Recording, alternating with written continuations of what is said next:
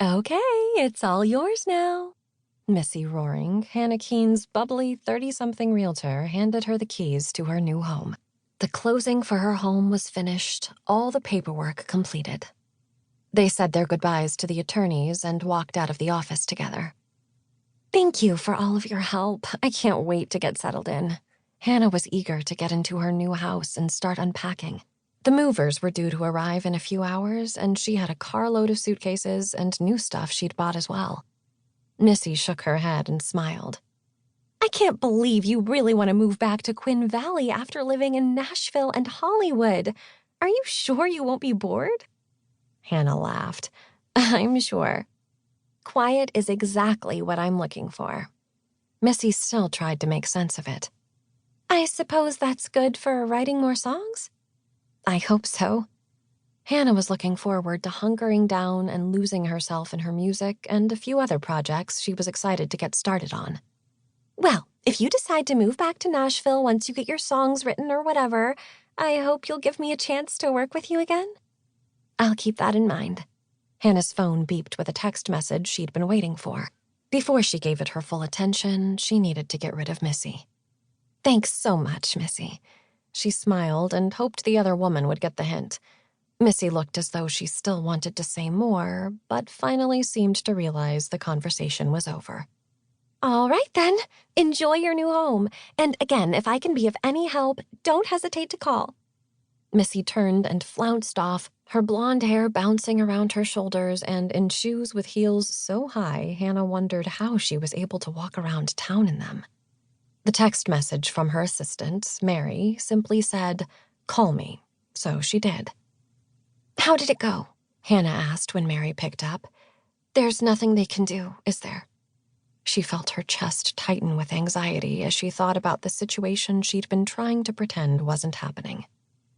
The officer that came out to the house to take the report was a nice young man. I swear he looked about 16, but I suppose he's old enough if he's actually doing the job. Anyway, he took all the information. I forwarded him the emails, and he said he'd check with his team, but he didn't think it was likely they'd find anything. He said if it happens again, if it escalates, to be sure to let them know. He also said if it happens to anyone else, that might help them too, if they can find a pattern. Hannah sighed. Somehow I doubt a stalker will send the same messages to multiple people, but I suppose you never know.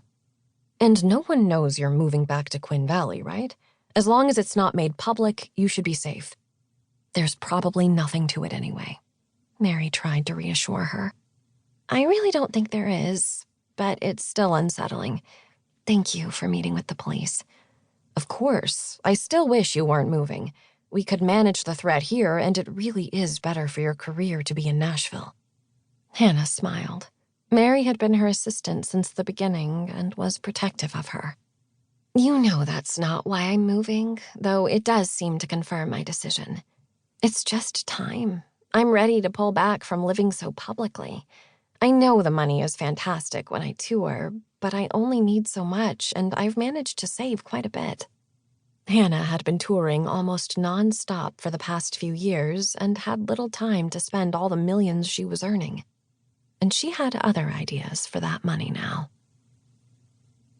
20 minutes later, Hannah pulled into the driveway of the house she'd fallen in love with at first sight. She had to admit, Missy was good at her job. She'd lined up a number of houses for Hannah to see. They were all fine, but nothing special, until Missy turned onto Edgewater Drive and Hannah sucked in her breath as the house immediately came into view.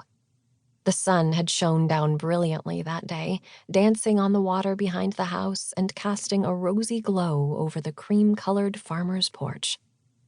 The porch wrapped around to an expansive deck in the back that overlooked the lake, and there was a boat dock, too. Not that Hannah had a boat, but it might be fun to pick up something very small that she could ride around in. The inside of the house was perfect for her, too. It was roomy and cozy at the same time, with 3 bedrooms and an open layout downstairs that had gorgeous water views. The living room had a brick fireplace, and the kitchen had an island with the cooktop in it, so she could cook and look out at the lake at the same time.